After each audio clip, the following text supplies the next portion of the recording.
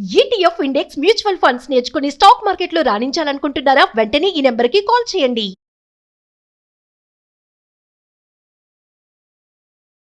నమస్తే రమగారు. నమస్తే జయ. రమగారు, ఒక మంచి కథ చెప్తారా? పూర్వం అట కేరళ రాష్ట్రంలో ఒక రాజుగారు ఉండేవారు. ఈ రాజుగారికి చింత చెట్లు నాటించాలని ఒక ఐడియా వచ్చింది. చింత వల్ల చాలా ధనార్జన జరుగుతుంది. చింత చెట్ల వల్ల ఆయన ఆలోచించి తన మంత్రిని అందుకు నియోగించాట. మొత్తం దారంతా చింత చెట్లు నాటించండి, చింత తోపులు, చింత తోటలు, చింత అడవులు, చింత డాష్ డాష్ అవన్నీ అన్ని కావాలన్నాడు. కేరళ రాష్ట్రంలోట నంబియార్ అని ఒక గొప్ప వైద్యుడు ఉండేవాట. మూలికా వైద్యంలో అద్వితీయుడు ఆయన, చాలా గొప్ప వైద్యుడు. అదే సమయంలో ఢిల్లీ పాదుషా గారి దగ్గర ఒక అరబ్బీ హకీం ఉండేవాడు. ఆయనేమో ప్రకృతి వైద్యంలో నిపుణుడు, చాలా గొప్పవాడు. వీళ్ళిద్దరూ ఇంచుమించుగా సమానంగా చెప్పుకునేవారు దేశమంతా. అయితే ఎప్పుడైతే ఈ చింత చెట్లు ప్రొక్యూరింగ్ జరుగుతోందని తెలిసిందో, ఈ నంబియార్ గారు మన కేరళ రాజుగారు జామరిన్ అని రాస్తారు, జామరిన్ అంటే ఏమిటో మరి, చిన్న రాజు, అక్కడికి వెళ్ళాడు. వెళ్ళి, అయ్యా ఏంటండి మీరు చింత చెట్లు నాటిస్తున్నారట, చింత అంత మంచిది కాదండి, వేప చెట్లు వేయించండి మీరు ఊళ్ళ వెంబట అంటే, ఏనన్నట్టు ఎందుకు మంచిది కాదండి, చింతపండు చాలా ఖరీదు, చింతపండు రోజువారీ అవసరం, చింత చిగురు చింత పువ్వు రెండూ రుచికరంగా ఉంటాయి, వంటకి ఉపయోగపడతాయి, చింత పుల్లలతో పళ్ళు తోముకోవచ్చు. తర్వాత చింత నిప్పులు చాలా బాగుంటాయి వంటకి, ఖరీదు. చింత బొగ్గులు, చింత చెట్టు కాల్చి బొగ్గులు చేస్తే మామూలుగా బొగ్గులు కొనుక్కుంటాం కదా, చింత చెట్టు బొగ్గులు కణలాడతాయి, దానికి అంత కాలే గుణం, చాలా ఖరీదు అవి. మరి ఊరంతా, పైగా చింత చెట్లు రోడ్ల మీద వదిలిపెట్టేస్తే మనం ఏం సేవ చేయక్కర్లా, వాటంతటా పెరుగుతాయి, చింతని మించింది లేదు అన్నాడు. రాజుకు ఎదురు చెప్పలేకపోయాడు నంబియార్ గారు. సరే ఏం చేస్తాడు, వెనక్కి తిరిగి వచ్చాడు. తిరిగి వస్తూ వస్తూ మంత్రి గారింటికి వెళ్ళాడు. వెళ్ళేసరికి మంత్రి గారు, రండి రండి నంబియార్ గారు, ఎన్నాళ్ళైంది వచ్చి రండి అన్నాడు. ఏదో అతిథి సత్కారం జరిపాడు. ఈయన ఆ మాట ఈ మాట మాట్లాడుతూ లేచి వచ్చి మంత్రి గారి కన్ను కింద, చెవి పక్కన, కణతల దగ్గర అక్కడ టెస్ట్ చేస్తున్నాడు. నా వైద్యుడు కదా.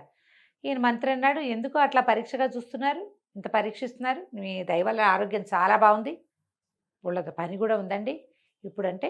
నంబియార్ అన్నాడు, ఇప్పుడు ఓకే, 6 నెలల తర్వాత రాబోయే వ్యాధి నాకు కనపడుతోంది.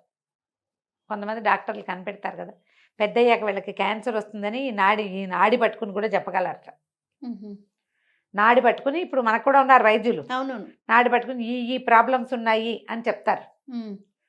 ఎప్పుడైతే ఇది తెలిసినా ఈయన కంగారు పడ్డాడు. ఎలాగండి, వైద్యం ఏదైనా చెయ్యండి అన్నాడు మంత్రి.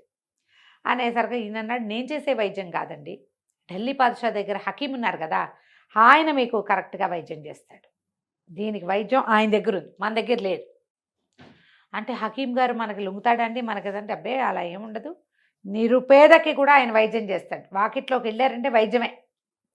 మీరు ఒక్క పని చేయండి, వెళ్ళే దారిలో చింత చెట్ల కిందే పడుకోండి, చింత చెట్ల గాలే పీల్చండి, చింత తోపుల్లోనే విశ్రాంతి తీసుకోండి,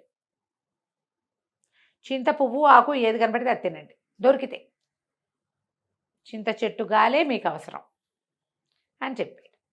మంత్రి గారు రాజుగారి దగ్గర సెలవు తీసుకుని 6 నెలలు వైద్యం చేయించుకొచ్చి మన వ్యవహారం చూద్దామండి అని చెప్పి బయలుదేరాడు. ఈయన చెప్పాడు కదా, ఇంత మనిషి చెప్తే వెళ్ళకపోతే ఎట్లా, ఓ కొంత పరివారంతో ఈయన బయలుదేరి దారిలో ఎక్కడైనా చింత చెట్టు కనపడితే దాని కింద పడుకుని దానికోసం వెతికి, పనిమాల, చింత చిగురు ప్రత్యేకంగా తినమన్నారు కాబట్టి చిగురుంటే కొయ్యండిరా, నా వరకు పప్పులో వేయండి అని వేయించుకుని తిని వెళ్ళేసరికి 6 నెలల్లో, ఢిల్లీ చేయటానికి 6 నెలలు పడేది, పిచ్చ జబ్బు చేసినట్టు అయిపోయి నవనాడులు కుంగిపోయినాయి ఆయనకి, అన్నీ నొప్పులు, ఉషోం అనుకుంటూ ఉండేవాడు. క్రమంగా వెళ్ళే కొద్దికి దిగనాశెళ్ళిపోయింది వైద్యం, ఆరోగ్యం. ఈయన అనుకున్నాడు, మన వైద్యుడు నంబియార్ ఎంత గొప్పవాడు, ఇప్పుడు రాబోయేదాన్ని 6 నెలల నాడే చెప్పాడు అనుకొని హకీం గారి దగ్గరికి వెళ్ళాడు. హకీంకి వెంటనే దర్శనం ఇచ్చాడు. ఈయనకి వెంటనే దొరికాడు ఆయన హకీం గారు. లోపల తీసుకుపోయి ఏమిటి అని అన్నీ కనుక్కున్నాక, ఎవరు చెప్పారు, ఏం చెప్పారు, నా పేరంటే నంబియార్ గారు చెప్పారండి, మరి చింత చెట్ల కిందే ఆగమన్నారు, చింతదే చేయమన్నారు, చింతదే తినమన్నారు, ఇక్కడికి వచ్చాక మీతో వైద్యం అన్నారు అనగానే ఆయన బాగా ఆలోచించి, ఇక్కడ ఏదో మతలబు ఉందని ఈయనతో మాట్లాడాక, మా రాజ్యంలో కూడా మేము చింత చెట్లే పెట్టించదలుచుకున్నామండి, మా రాజుగారు చింత చెట్లే పెట్టమన్నాడు అని విన్నాక ఆయనకు అర్థమైంది మతలబు. ఓహో ఏదో ట్రిక్కే చేశాడు ఈయన అనుకుని మీరు ఒక పని చేయండి, ఏదో చిన్న పొట్లాలు కట్టించాడు. వెళ్ళేటప్పుడు వేప కింద పడుకోండి, వేప పుల్లతోటే పళ్ళు తోముకోండి, వేప తోపులు ఉన్న చోటే విశ్రమించండి. మీకు గాలి చాలకపోతే వేపాకు చిన్న కటక కట్టి దాంతోటే విసురుకోండి, వేపగాలి మాత్రమే పీల్చండి అని చెప్పి పంపించాడు. ఇది తిరిగి వచ్చాడు. 6 నెలలు వెళ్ళడానికి పట్టింది, 6 నెలలు రావడానికి పట్టింది. వచ్చున్నంతసేపు ప్రతి చోట వేపగాలి, వేప వేప వేప వేప వేప. కుదిరితే 2 వేపళ్ళు నోట్లో వేసుకోండి దొరికితే, అప్పుడప్పుడు అని చెప్పేసరికి అలా వచ్చేసరికి ఈయనకి ఎంత బలం వచ్చిందో, ఎంత కళ వచ్చిందో, చాలా ఆశ్చర్యపోయారు అందరూ కూడా.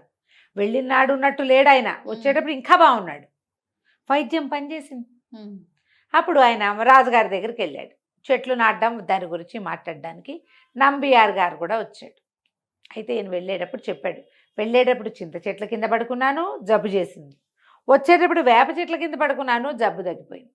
అప్పుడు నంబియార్ గారు, మీరు నన్ను క్షమించాలి, ఈ అనుభవాలు మీకు చెప్పించడానికే నేను ఈ ప్రయత్నం చేశాను.